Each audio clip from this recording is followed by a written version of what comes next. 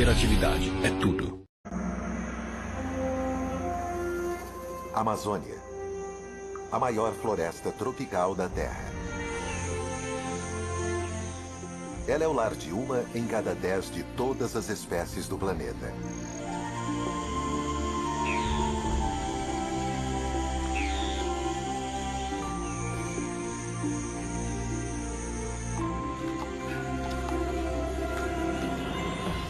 Ela pode parecer um vasto paraíso tropical, mas esconde um lado mais cruel.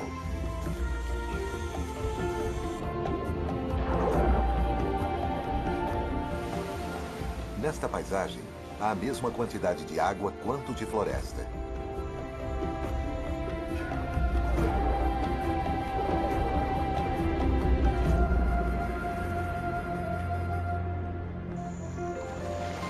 E todos os anos, estes dois mundos colidem, quando a floresta se enche de água.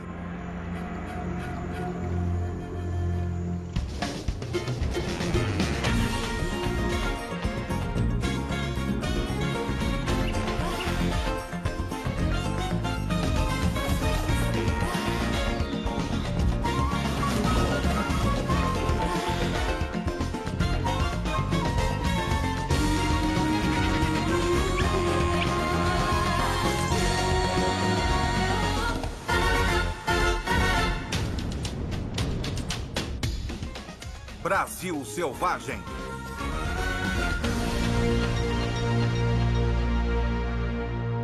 A Sombra do Gavião. A Amazônia é inimaginavelmente grande.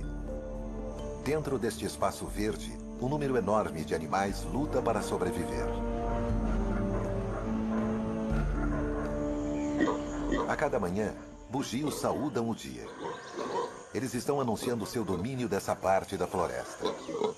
Mas seus chamados alertam um assassino perspicaz.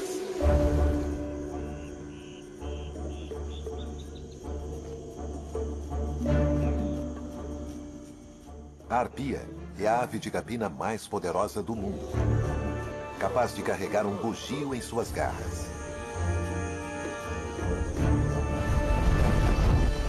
Suas asas, cuja envergadura é de 2,5 metros, são amplas e curvas, o que a permite fazer manobras através dos dosséis com precisão mortal.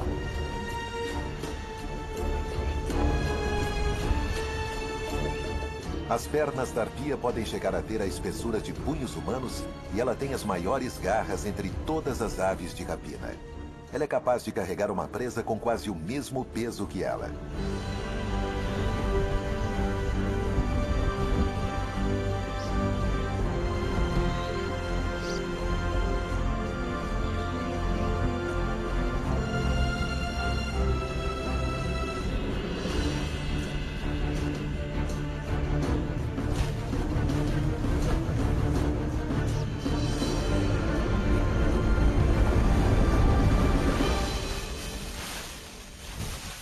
Mas dessa vez, o objetivo da arpia era somente um galho.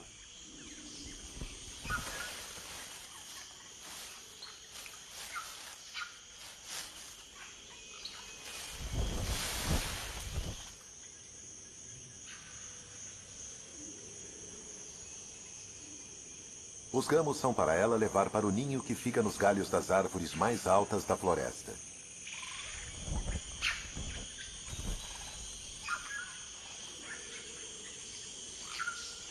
Mas esses ramos verdes talvez não sejam utilizados na construção ou embelezamento do ninho. As folhas de muitas das plantas desta floresta contêm substâncias químicas, venenos, para evitar que os animais as comam. E essas folhas podem agir como repelentes contra insetos. A ave talvez esteja usando armas químicas.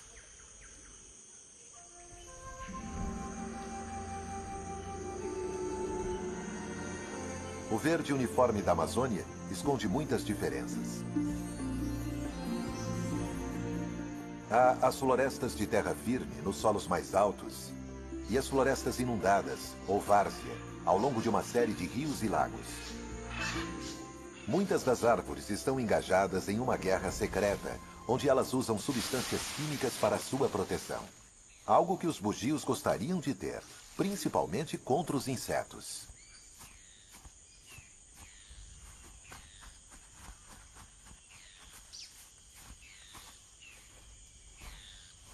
Quando não estão se coçando, os macacos fornecem um serviço às árvores.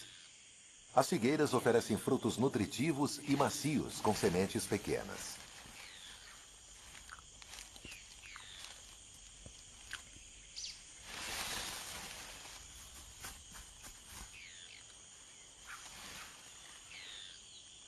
Quando se alimentam, os bugios jogam fora as sementes e assim as figueiras se multiplicam pela floresta.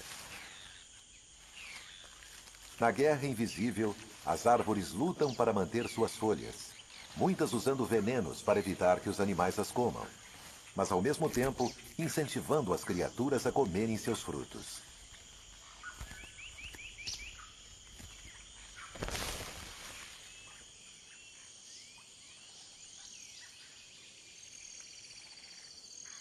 A maioria dos frutos é altamente nutritiva, e isso ajudou a mudar a vida sexual de um dos moradores daqui.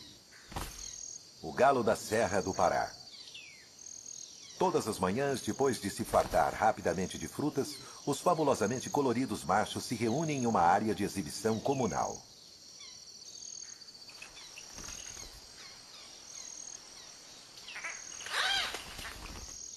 Cada macho é dono de um poleiro e de um pequeno pedaço de chão abaixo dele. É por serem abastecidos pelas frutas que os machos conseguem passar a maior parte do dia se exibindo. Eles competem entre si, tentando afastar outros machos de seus poleiros.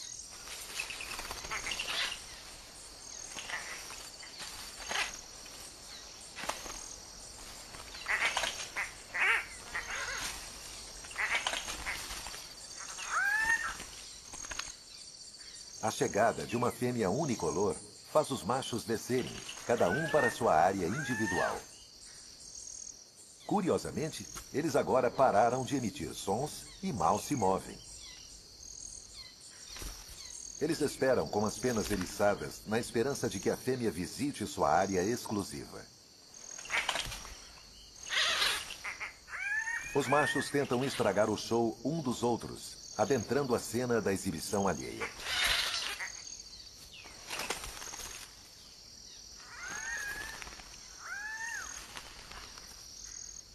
A fêmea observa e avalia a qualidade do que os machos têm a oferecer. Eles usam faixas iluminadas pelo sol para salientar seu esplendor.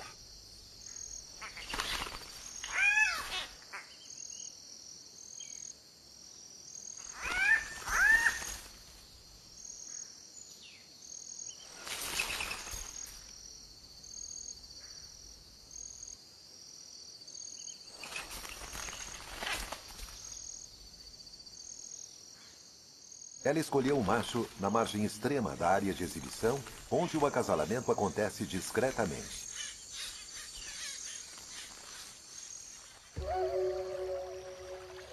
As árvores oferecem frutos comestíveis como uma recompensa aos animais que espalham suas sementes, mas muitas se defendem com um escudo químico para evitar que suas folhas sejam comidas. Existe uma guerra invisível entre as árvores e os comedores de folhas. E o comedor de folha mais importante da Amazônia é este pequeno inseto, a formiga cortadeira. Suas mandíbulas vibram milhares de vezes por segundo à medida que ela corta as folhas. As folhas cortadas não são comidas pelas operárias. Em vez disso, elas as levam de volta para o ninho.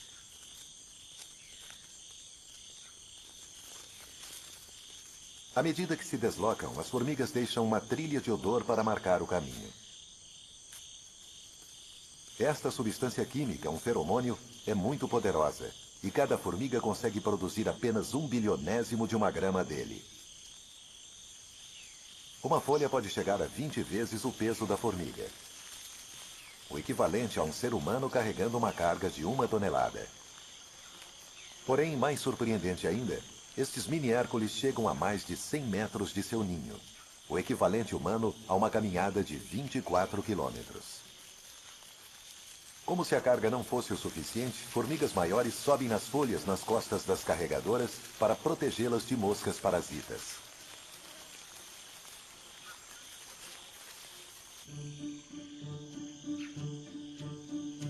O ninho subterrâneo é enorme e pode abrigar cerca de 8 milhões de indivíduos.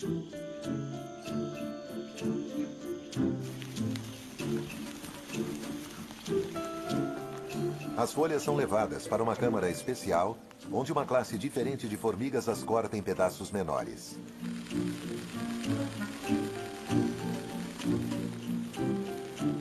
O objetivo de toda essa indústria é alimentar um fungo. As formigas são fazendeiras e as menores operárias cuidam dos jardins de fungos. Este é o alimento da colônia.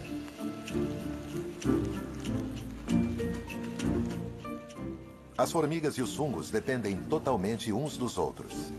Se as formigas trouxerem folhas envenenadas que não sejam adequadas aos fungos para o ninho, algo as avisará e então elas coletarão outras folhas. A rainha é uma gigante no mundo liliputiano. Ela chega a pesar 1.500 vezes mais do que as formigas jardineiras. Apenas ela produz os ovos que se transformarão nos muitos tipos de operárias. A colônia está sempre ocupada, escavando novas câmaras para cultivar mais fungos. O espólio é levado para fora e excluído.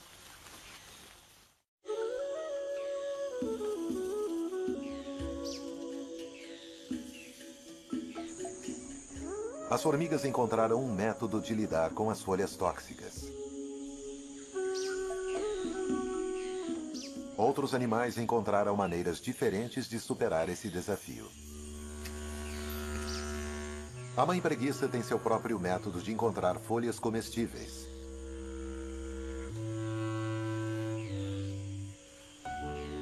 Bem devagar.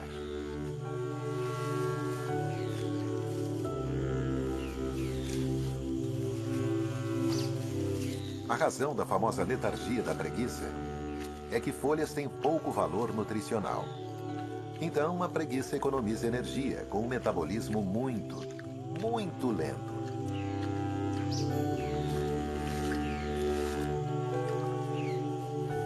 A preguiça usa seu apurado olfato para encontrar folhas com poucos agentes venenosos. E o filhote aprende com a mãe. O movimento denuncia a presa ao predador.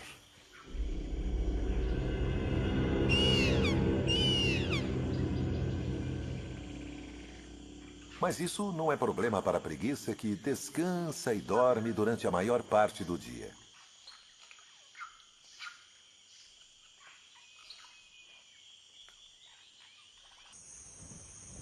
Há agitação no ninho. O filhote da águia nasceu.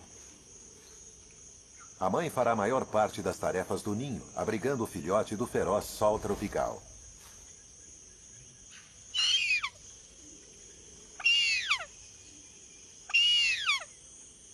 O filhote passará 5 meses no ninho, até que chegue a ter o tamanho dos pais.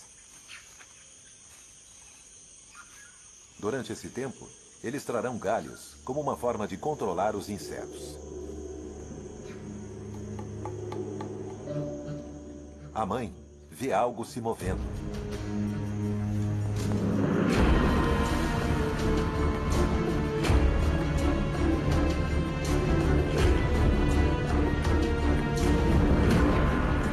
Não é a preguiça, é um bugio.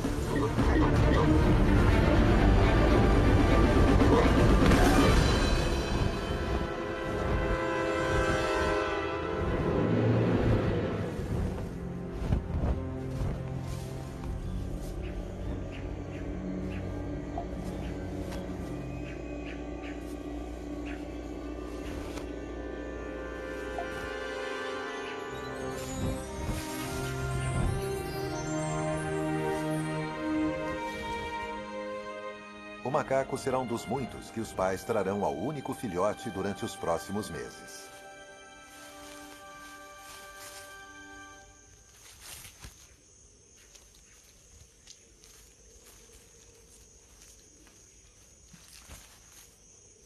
Apenas as maiores árvores na floresta conseguem suportar o enorme ninho da arpia. E uma das favoritas dessa ave é a castanheira. É um gigante da floresta, e seus frutos também são enormes. Eles chegam a pesar 2 quilos, e como a árvore chega a 50 metros de altura, os frutos têm um longo caminho na queda. Existem até registros de mortes entre humanos atingidos por aquelas castanhas. O fruto é duríssimo e por muito tempo não se soube que animais conseguissem abri-lo. Mas agora sabemos que este roedor, a cutia, não só come as castanhas, como ajuda a produzir novas árvores.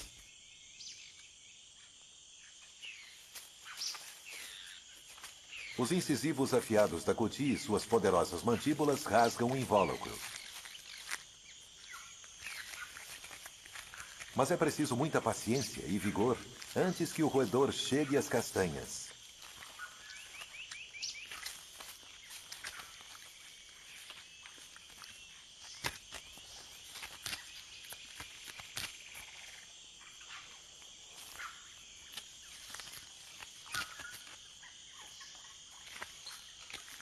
A cutia come algumas e enterra o restante para mais tarde.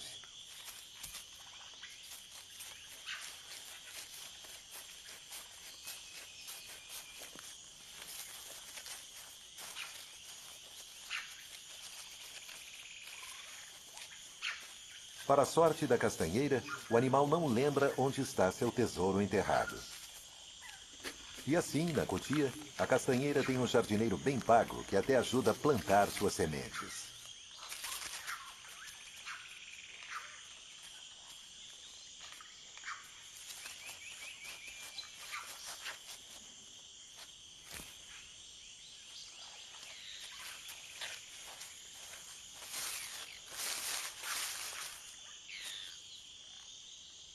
As sementes ficam dormentes por mais de 1 ano antes de germinarem.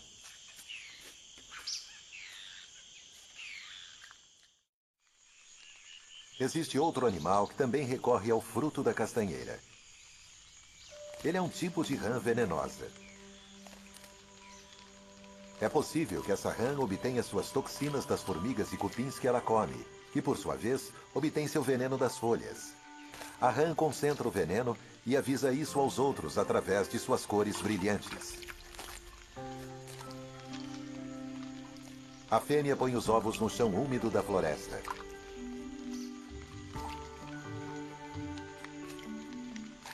O macho toma conta e os mantém limpos.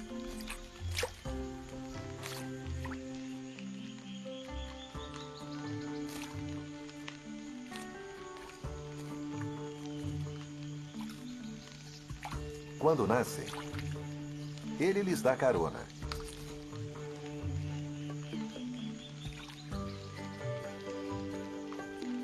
Os girinos aderem ao muco das costas do pai.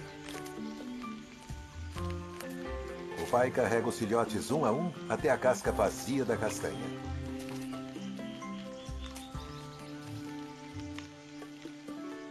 Ele verifica o lago em miniatura para ver se tem alimento bastante para seus filhotes.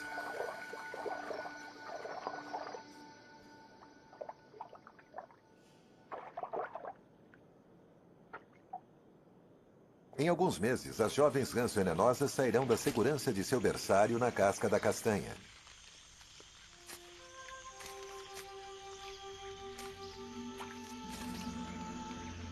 A floresta amazônica é um lugar difícil onde viver. Não é um paraíso, pois está repleto de plantas venenosas e desagradáveis que seus habitantes precisam enfrentar. Os bugios precisam descansar e dormir durante horas, enquanto digerem as folhas que comeram.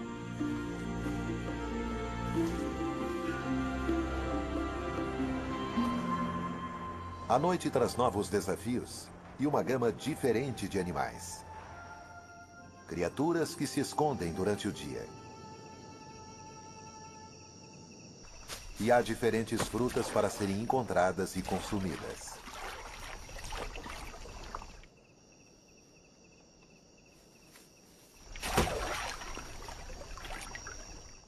A cuíca se prepara para a noite.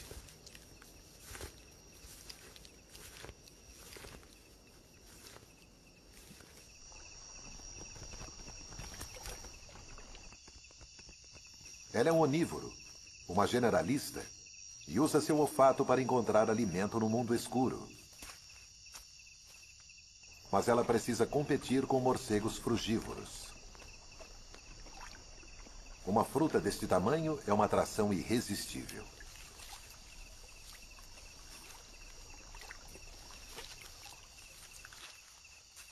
A cuíca precisa agir rápido se quiser afastar os morcegos famintos.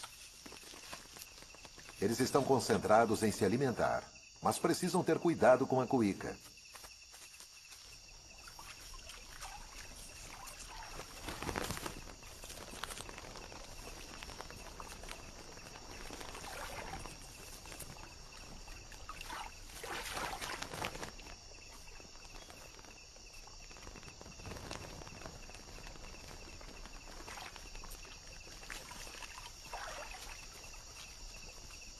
A atração das frutas no solo é tanta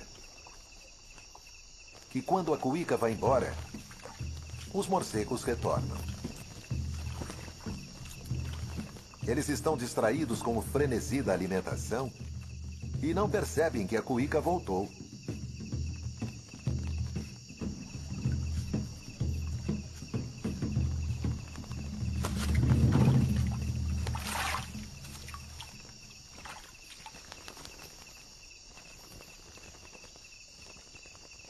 A Amazônia é um mundo onde muita coisa fica escondida, onde as árvores oferecem frutos enquanto defendem suas folhas.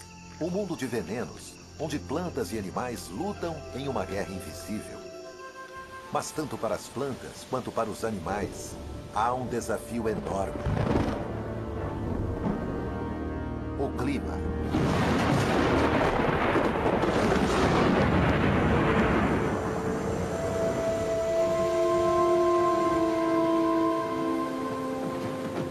A Amazônia é uma floresta tropical.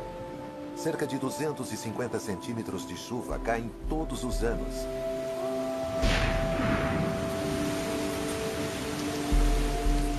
E a maior parte na estação das chuvas. As árvores e suas folhas têm um papel crucial no clima, pois metade da chuva que cai vem da própria floresta. As folhas liberam vapor de água naturalmente e depois formam as nuvens e retorna como chuva. As chuvas são perigosas para o filhote da arpia. Se ele ficar ensopado, poderá se resfriar e morrer. Essas são épocas perigosas para a mais poderosa ave de rapina da Terra.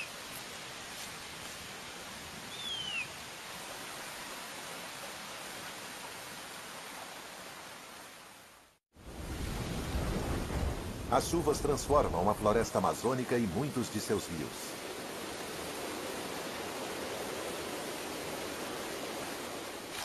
A água aumenta o volume dos rios que agora começam a penetrar na floresta. As tempestades são tão intensas que a floresta se torna um mundo anfíbio. Na metade do caminho entre o ar e a água. As formigas cortadeiras estão com problemas. Suas trilhas de feromônios estão desaparecendo. E as coisas estão prestes a piorar.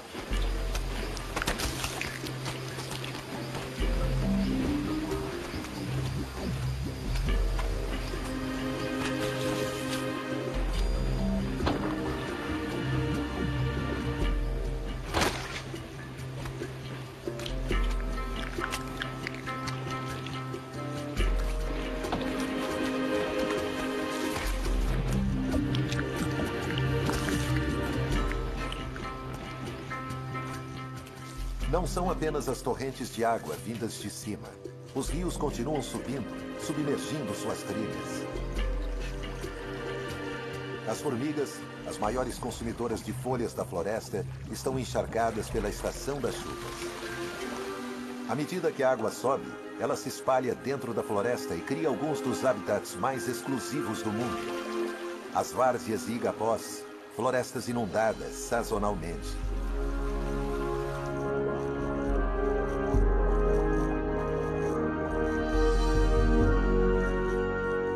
Quase 250 mil quilômetros quadrados de floresta estão sob as águas.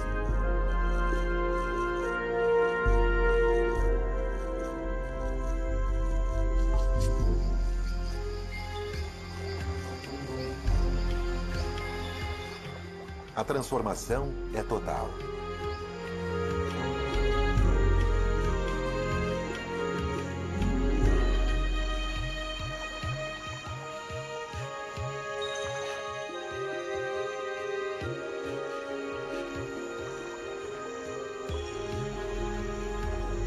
Onde antes as aves faziam seu poleiro e as cutias se alimentavam, agora há novas oportunidades.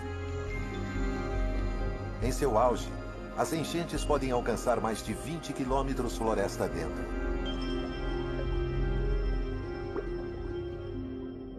A água está verde, cheia de plâncton microscópico que alimenta cardumes de pequenos peixes à medida que eles se movem por entre a floresta inundada.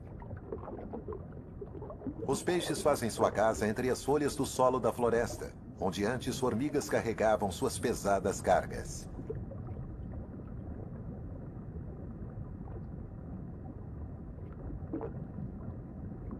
Este macho da espécie Rivulus é atraído por uma fêmea. Ela é maior e envia fortes sinais sedutores.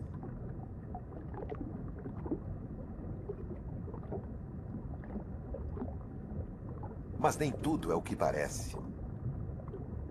O macho está seduzido, mas está indo para a morte. A fêmea não é da sua, mas de outra espécie, a Erythrinus. Uma fêmea fatal dos peixes que imita uma fêmea comum, atraindo assim o macho para a morte.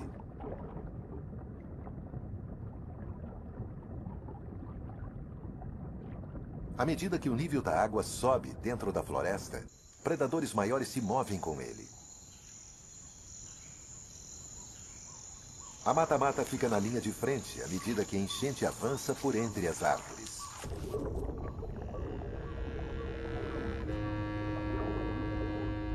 Ela tem seu próprio método de pesca.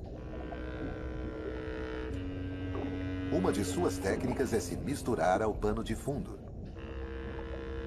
Ela fica parecendo um tronco coberto com vegetação. Seu disfarce é tão completo que os peixes vêm mordiscar seu casco.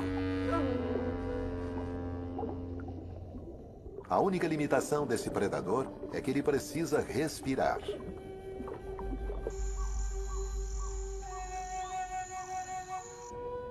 Isso restringe a mata-mata às margens mais rasas da enchente invasora.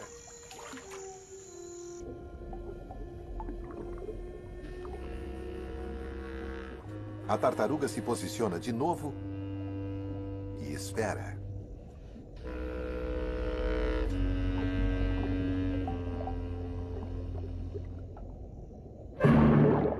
E depois explode em movimento.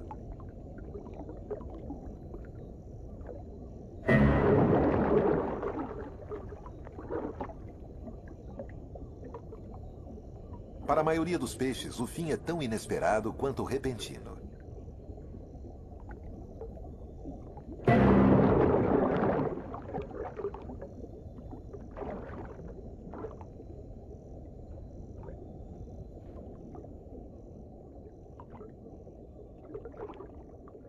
O nome brasileiro, mata-mata, pode se referir à habilidade da tartaruga de matar. Se for isso, é realmente muito apropriado.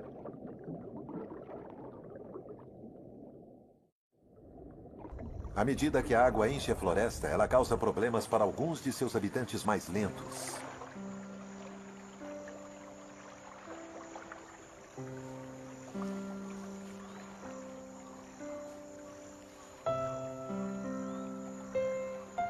A preguiça enfrenta o novo desafio de ter que se mover de árvore em árvore à medida que procura folhas menos venenosas.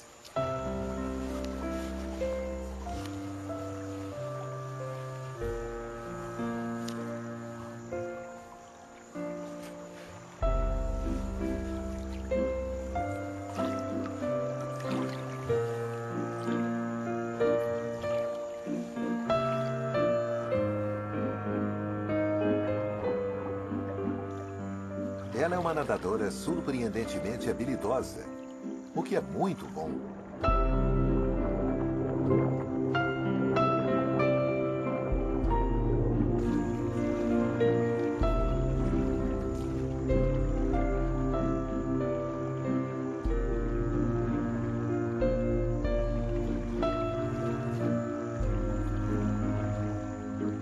Mãe e filhote conseguem percorrer a nado, muito devagar, as curtas distâncias entre as árvores.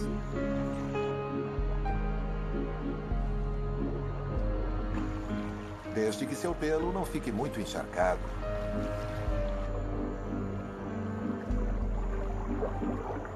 Curiosamente, o pelo molhado da preguiça pode ser uma bênção disfarçada, pois incentiva as algas verdes a crescerem, o que proporciona uma espécie de camuflagem.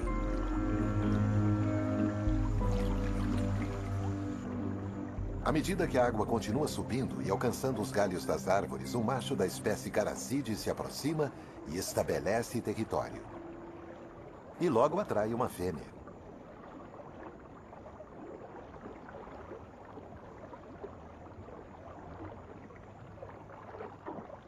O macho vigia um trecho de água abaixo de um galho. Os caracídeos são os únicos entre todos os peixes que colocam seus ovos nas folhas acima da água. O ato de acasalamento exige coordenação extraordinária e o tempo perfeito.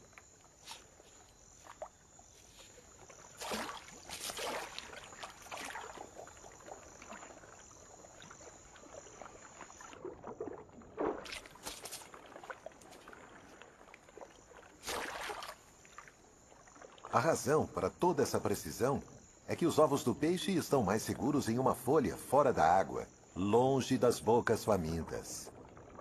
Depois que todos os ovos são posicionados, o macho não só os protege, ele também os mantém úmidos.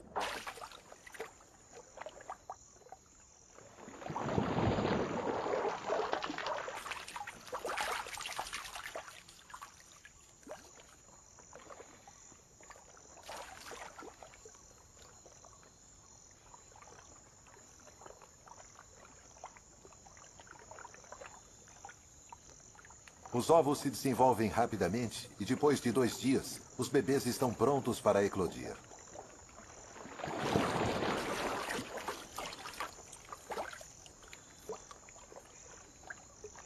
Eles caem com segurança nas águas da floresta inundada.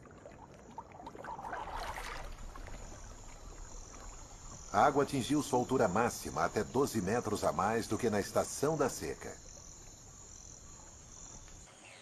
Mesmo assim, algumas árvores dão frutos nessa época, quando estão cercadas por hectares de água.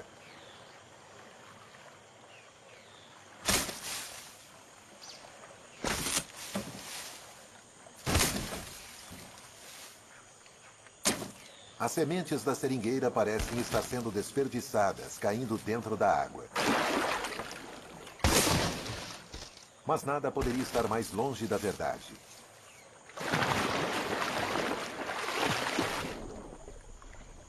Este peixe nada por baixo da seringueira. Ele se alimenta de frutas e sementes com mandíbulas poderosas e dentes capazes de esmagar as mais duras sementes.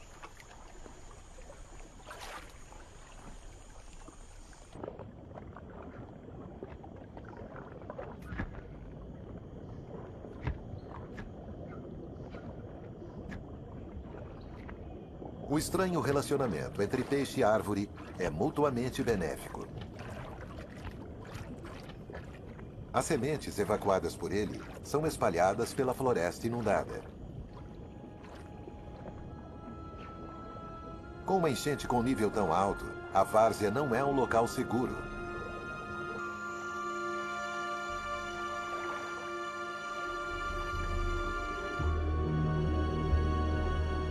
Pois o pirarucu, o maior peixe da Amazônia, espreita nessas águas. Este monstro pode chegar a 3 metros de comprimento. O pirarucu é um gigante estranho. pois ele vem à superfície a cada 10, 15 minutos durante sua caçada.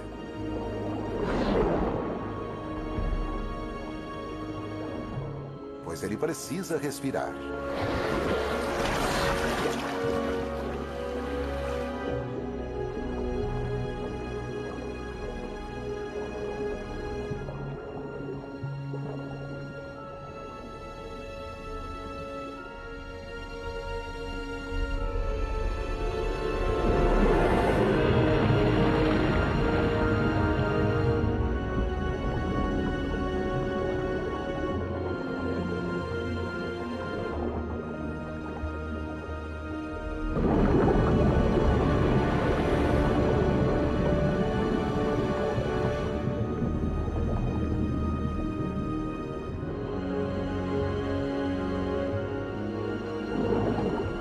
O pirarucu é membro de uma família primitiva de peixes que persegue e aterroriza outros peixes desde a era dos dinossauros.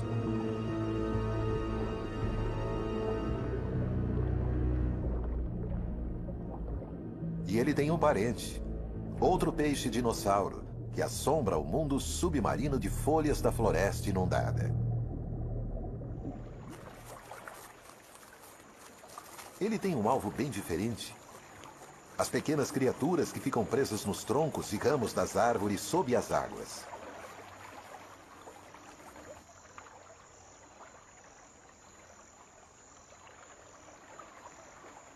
Com 1 metro de comprimento, o aruanã é menor que o pirarucu, mas não menos assustador. A enchente o atrai mais perto do topo das árvores e de suas presas.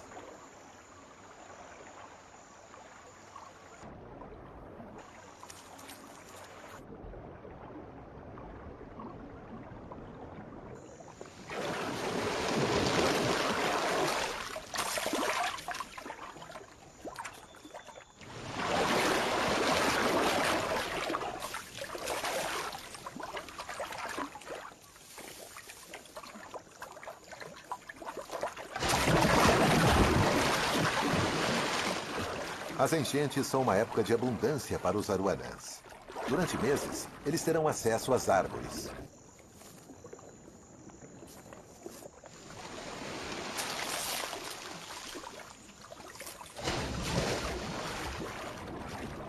Mas o que é bom, dura pouco.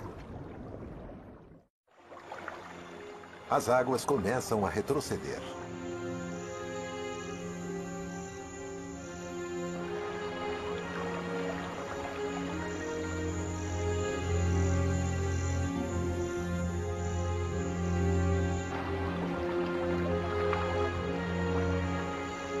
Esta é uma época perigosa para os peixes da floresta. É fácil ficar preso nessas poças, no solo da floresta. Mas nem todos os peixes estão indefesos. À medida que as poças esvaziam, o Erythrinus, o imitador de assassinos, simplesmente nada sobre o solo. A gravidade o leva rio abaixo. Desta forma notável, ele escapa da morte certa.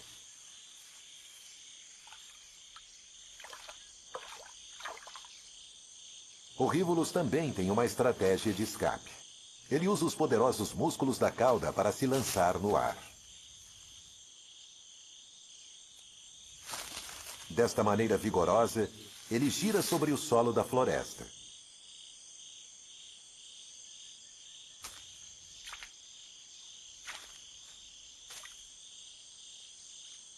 E acaba chegando em águas permanentes.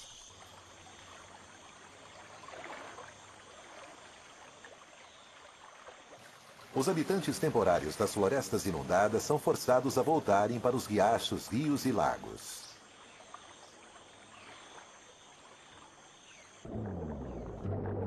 O papai pirarucu vigia seus filhotes.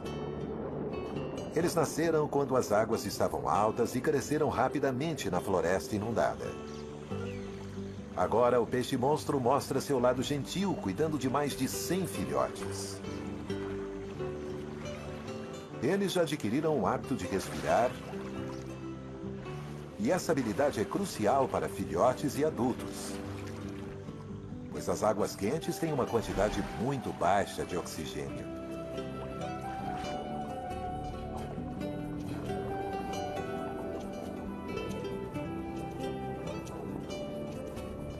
Os filhotes ficarão com o pai durante 3 meses. O macho secreta um feromônio na cabeça que mantém os filhotes perto dele.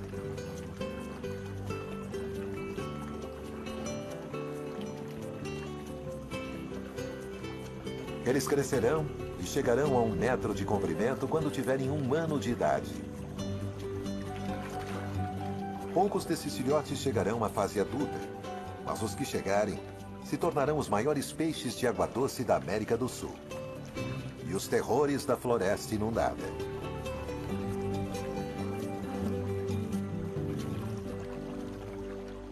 O fluxo das enchentes traz tanto fartura quanto fome para os peixes. E as estações da seca e das chuvas afetam todas as criaturas da Amazônia. É na estação da seca, na floresta de terra firme, que outro gigante da Amazônia atinge seu momento-chave em seus deveres de pai.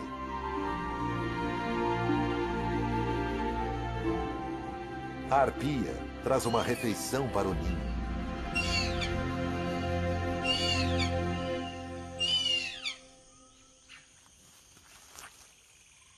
O filhote está com 5 meses e já é quase adulto.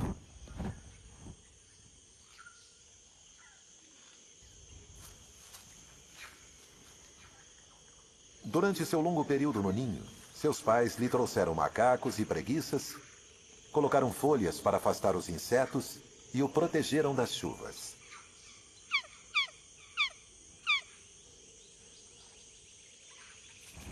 Agora está na hora dele ir para o ar.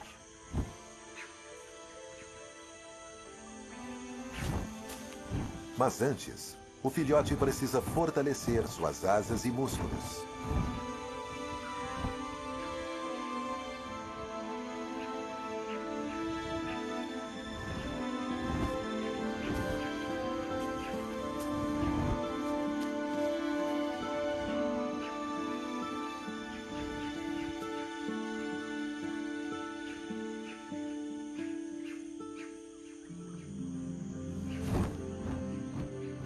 O reino dessas arpias é um dos mais complexos do mundo.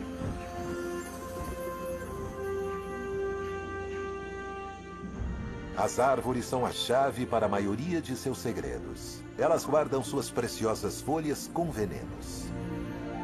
E essas mesmas folhas liberam vapor d'água, que por sua vez produz as nuvens que alimentam as mais notáveis enchentes da Terra.